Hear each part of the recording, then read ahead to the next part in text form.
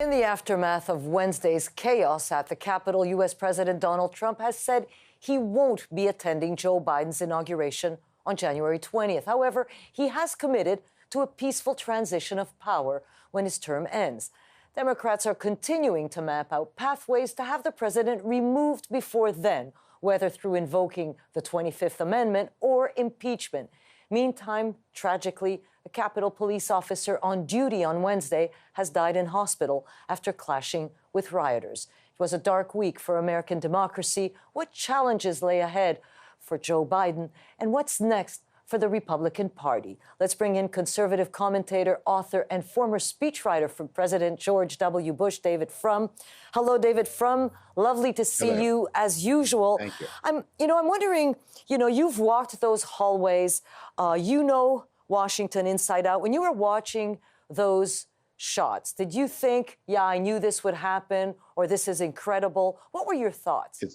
It's beyond belief. I mean, nothing like this has happened in American history, and little like this has happened in the history of any democracy since World War II. I mean, the peaceful transition of power is something that's just a norm. That's universal in every developed country, and the United States now is the only developed country that can say it didn't have one. I mean, not to quibble with your introductory package, but President Trump has not committed to a peaceful transition of power. He has only said in his own voice that there will be a transition, but it's also too late. The transition of power is not peaceful. It is a violent transition of power.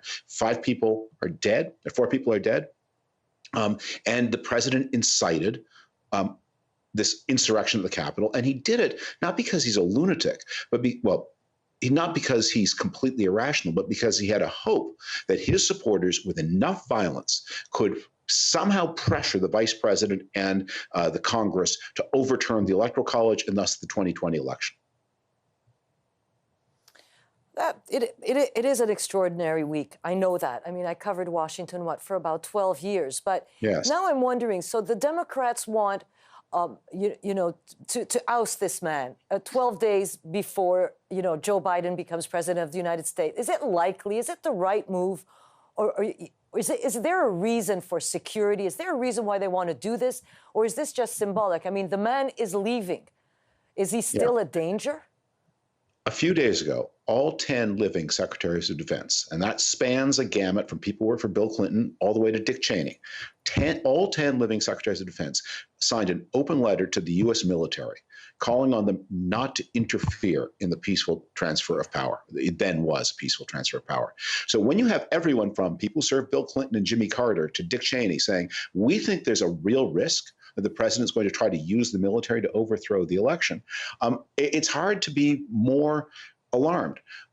And in the next 10 days, there are a lot of dangerous things the president can do in the next 12 days. He can pardon the people who carried out this assault on the Capitol. And by the way, the president's power over nuclear weapons is almost absolute.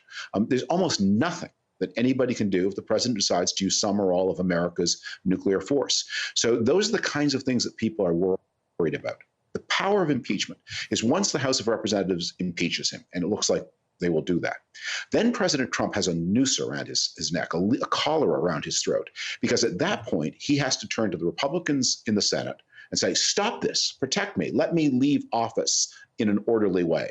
And they can then say to him, all right, maybe we can do that, but you have to behave yourself, because all it will take once the impeachment papers are filed is a number of Republicans to join the Democrats, and President Trump is ex-President Trump 5 minutes later.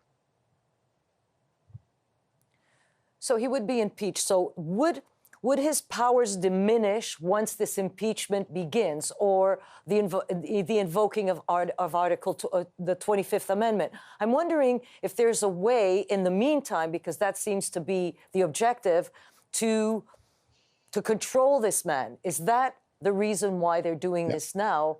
Because that way he won't do any more damage.